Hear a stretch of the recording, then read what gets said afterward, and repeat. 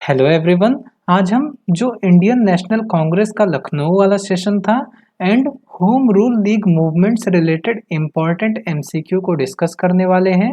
ये सारे क्वेश्चन जो है या तो यूपीएससी ने पूछे हुए हैं या फिर ये स्टेट पीसीएस में पूछे जा चुके हैं एंड बहुत ही डायरेक्ट क्वेश्चन है, तो अप्रॉक्स 80-85% का आंसर आपको ज़रूर पता होना चाहिए।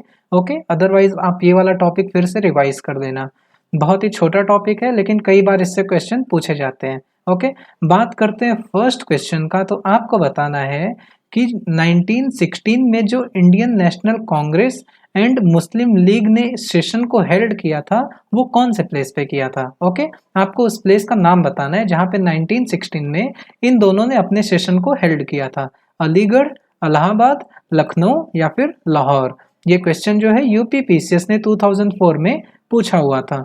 नेक्स्ट क्वेश्चन की बात करते हैं। तो आपको बताना है कि जो कांग्रेस का सेशन हुआ था लखनऊ में 1916 में, उसके रेस्पेक्ट में इन तीनों में से कौन सा स्टेटमेंट करेक्ट नहीं है, नॉट करेक्ट। आपको ये चीज याद रखना है, यहाँ पे नॉट लिखा है। ओके, फर्स्ट स्टेटमेंट क्या है कि एसी मजूमदार जो थे वो इस सेशन के प्रेसिडेंट नहीं थे। आपको बताना है कि क्या ये करेक्ट है या फिर नहीं करेक्ट है। नॉट करेक्ट है तो आपको टिक कर देना है उस आंसर को।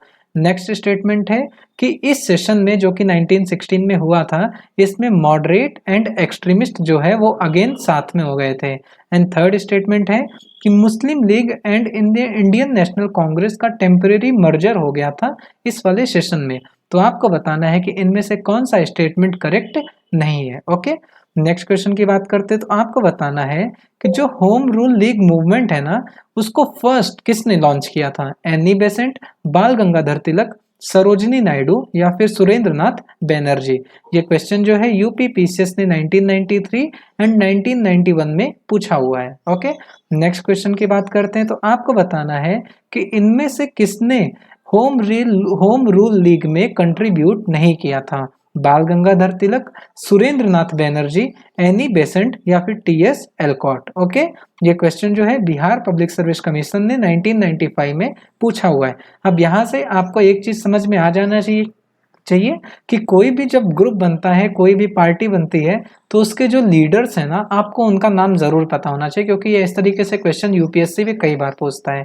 नेक्स्ट क्वेश्चन की बात करते हैं। तो ये क्वेश्चन जो है यूपीएससी ने 2005 में पूछा हुआ था एंड आपको बताना है कि इनमें से कौन जो है वो फेबियनिज्म एज अ मूवमेंट का प्रोपोनेंट था। Okay, who among the following was a proponent of Fabianism as a movement.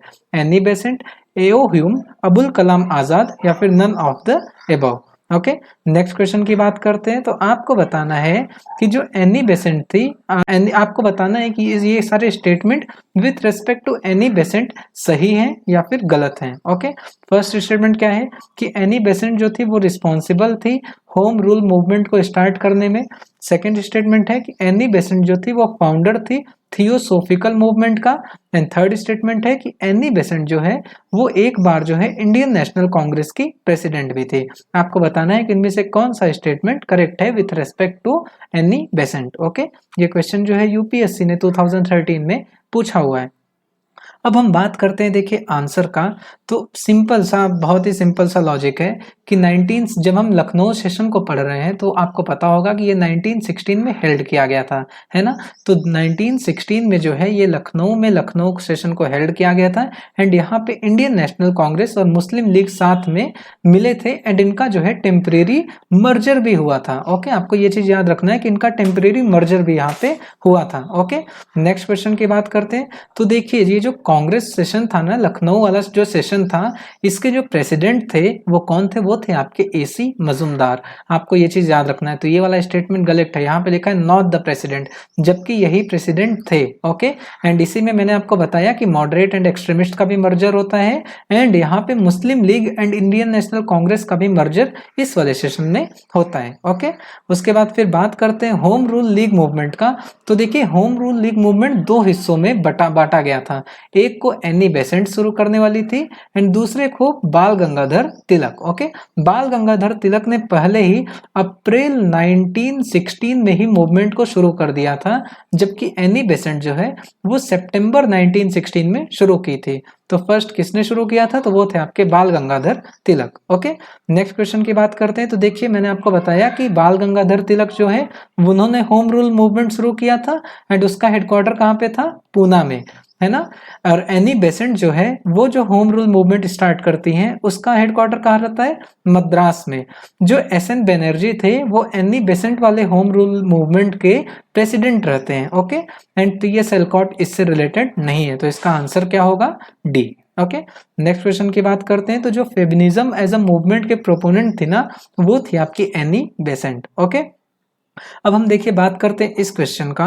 तो ये वाला स्टेटमेंट बिल्कुल सही है कि ये रिस्पॉन्सिबल थी इस मूवमेंट को शुरू करने में।